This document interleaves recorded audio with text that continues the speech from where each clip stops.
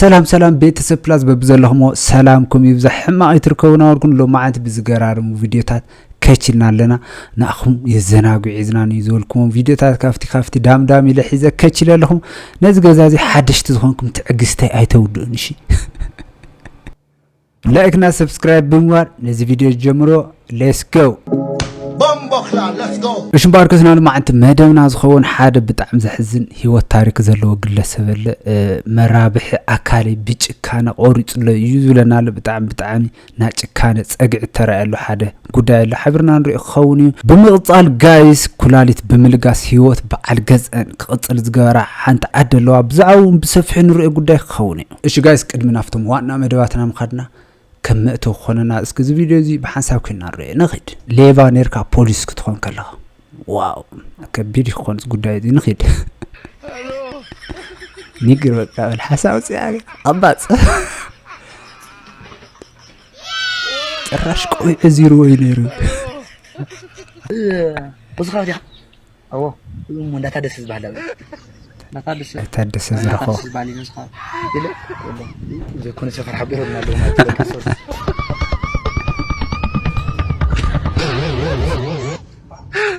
أبيت فتنت حسيوه موبايلكو يعني راح يحجز ينايح أنت اليوم بزي عرسكم كأفزز ندور بدي خساجر تتابعنا تفوت عنها لا أمتي خمسة أملكت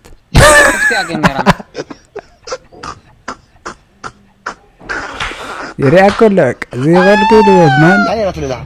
سرك عندك خمسة لها كم يدري بفلوسني كذا تعني سرعنا نفتح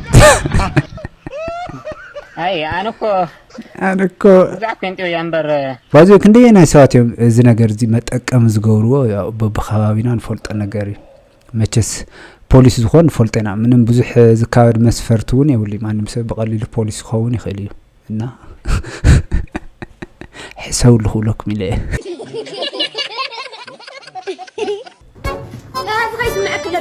مرعت عدمت واي بقى مترك خاوز بلعلي وا موالك اير مرينا حنت امر موالك حسك هاي تلني تحن عيلين ماما نحس مريه ما عارفه ها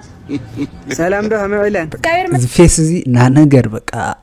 فرط بقى انا نجر تزغاجي فيسكو بقى قدم من نغاري خاطفورت باي اسكن خيد اسكن دا غرمدين حاغوسي نعلت 16 مرعت عديمكن غربري نزي قري وز قلات كنزلو انا كنا جاب سفر جام قرم بالحاتم زي فلات من صريح وما هذه اوتودا ما عاد تسوع عندنا خم ترى قاشا واي جنا عندينيو قال انا هذه عدمت هايله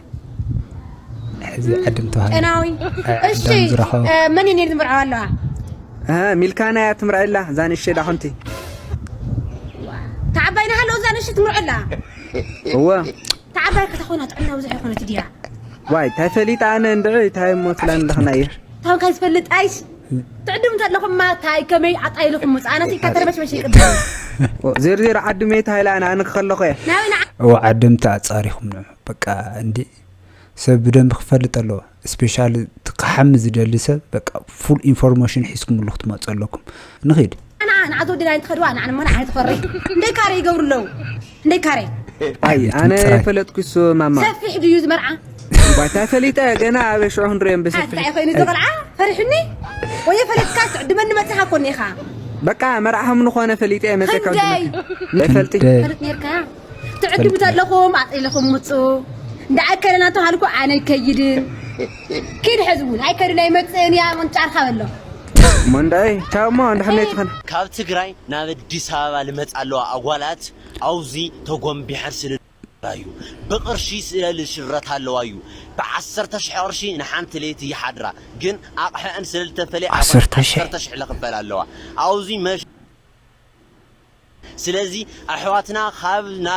ካብ ትግራይ ናብ አዲስ አበባ ክትመጣ ተሓስባ ኣለኽን ኣቋርጻው ጽቡቕ ለለዋ ኸይመስለክን ስለል ተኻደና ማኪና ስለል ሓዛ ይኾነይ ናምሓሩ ቅርሺ ስለል ብትና ኣለዋዩ መሸኒቶም ስለል ልምጽ ኣለዋዩ ዓረፋ ኣይትሸወዳ ኣይትምጻ ኣብ አዲስ አበባ ለለዋ ሲጠብቀን ኢልክን ከይትሽወዳ ፕሊዝ አዲስ አበባ ለለኽን እና ዝቆል ዓዚዝ ብሎ ዘሎ ያው ብዕብዳን ኢና ንፈልጦ በቃ ዘይኮነ ነገራት ምንጋር በቃ ደፊርካ ከምዚ ዓይነት ቃላት ምንጋር ሲ ብጣዕሚ ጸያፍ ባይዞ ክንደየና ሓቂ አይ ዶንት ኖ አነ ሓቂ ኸውን ይኽእል ዘይኸውን ይኽእል ተወሰና ጓላት ክገብሩ ይኽእል ያን እዚ ነገር እዚ ግን ከምዚልካ ብኮንፊደንስ ዘይግድሉ ቃላት ምንጋር ታይምጽኦ እዩ አርዓገበልና ዝወዲ ክንደየና ሓቂት ዝናገረለ እስኪ ኣብ ኮሜንት ጻፉልኝ ከመይ ትሪእዎ ዝነገር እስኪ ኣብ ኮሜንት ጻፉ ሓሳብኩም ጋይስ እሺ ጋይስ ናፍቱ ዋና መደብና ክንምለስ ከለና ንፍቅሪ ተኸፈለ ዋጋ ንኤውዚ እስኪ በሓሳብ ከናሮይ ንኽድ ተፈልጠኩም መርሃዊት ገብረ መድን ትበሃል ልበዓል ገዛ ህይወት ልለገሰት ወርቂ በዓልቲ ሓዳር ኣብዛ ፍትሒት እልመቲ ልበዝሒ ለዓለም ከምዚ ልበለ ሓቀኛ ፍቅሪ ታሪክ ትሰምዕ ዘለኻ ብሓቂ ልቢ ትንግፍ መርሃዊት ገብረ መድህን ንሕና ዋላ ወርቂ ንበላ በዓል ገዛ ጸጋይ ገብሩ ክልቲኡ ኩላሊቱ ስርዑ ሃም ነቋረፀ ምስ ተነገሮ መርሃዊት ወላ ሓደ ሻዕ እኳ ኣየውላወለት እዩ ናይ ልኾን ትኾንስ ልኡገሩለይ ብማል ለሓኻይን ተጨነቖም ኣቸጋሪ ምርመራታት ተገይሩ ይኾን እዩ ምስ ተባሃለት ካብ ልልዋ ክልተ ኩላሊት እቲ ሓንቲ ብፍቕሪ ብድሌቲ ልበዓል ገዛ ክትቦ ኺኢላን እያ ሎሚ ክልቲኦም ብጥዕናይ ብፍቕሪ ተሓቋቒፎም ባሕሪ ይነብርሉ ካብዚ ንመሃሮ ዓብዪ ቁም ነገር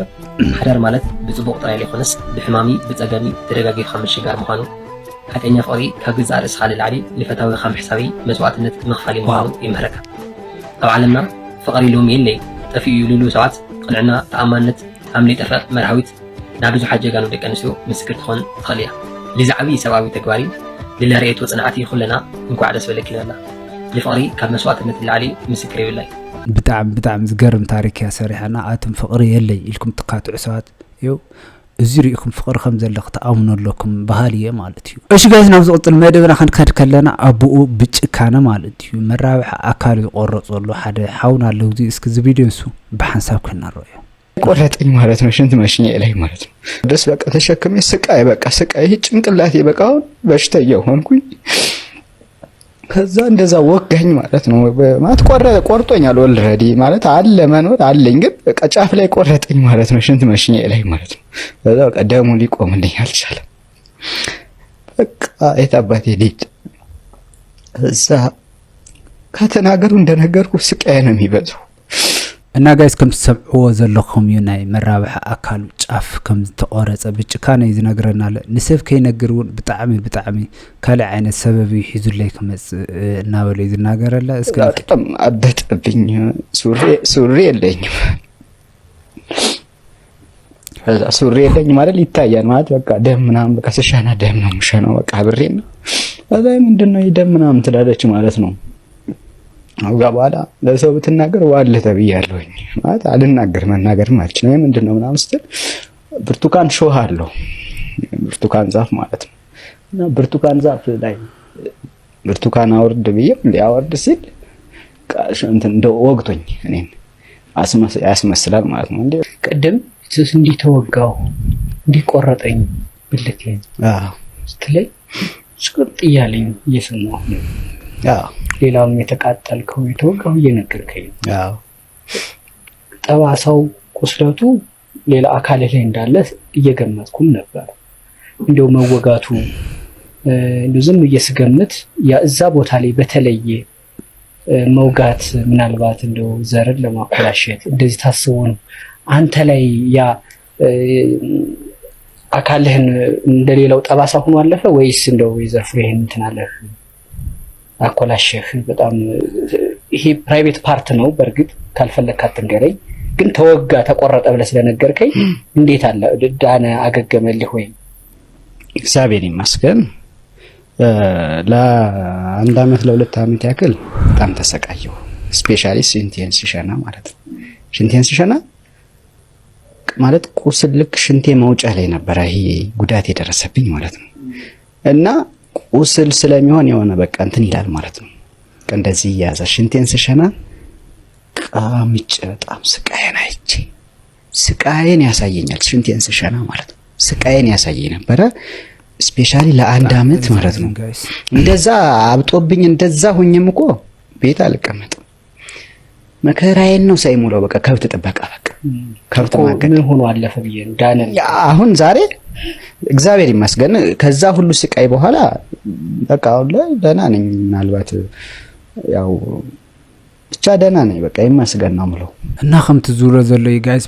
ብጣዕሚ ዝሕዝን እዩ ብዙሕ ናይ ስቃይ ዓመታት ከም ዝሕለፈ እዩ ዝናገረለና ብጣዕሚ ይምሕዘን ክንደየ ናይ ስቃይ ከም ዘለዎ መቸስ ምግማቱ ቀሊል ኣይኮነ ጋይስ ብዙሕ ግዜ ሽንቲ ክሸን ከለኹ ደም ሓዊሰይ ሸይን ነይረ እዩ ዝብለናለ ብጣዕሚ ዝሕዝን እዩ ከምዚ ዓይነት ብጭካነ ኣብ ልዕሊ ውላድካ أنا بتعمل كبد مجلس يقول إيش جايز نالو مع أنت مرواتي نزي مسنير نيجس بخال تعينت فيديو تاتينا خنراهم ببزل لكم والسلامكم يزا حما أي تركونا ولكم أبزي كفل لكم تشاو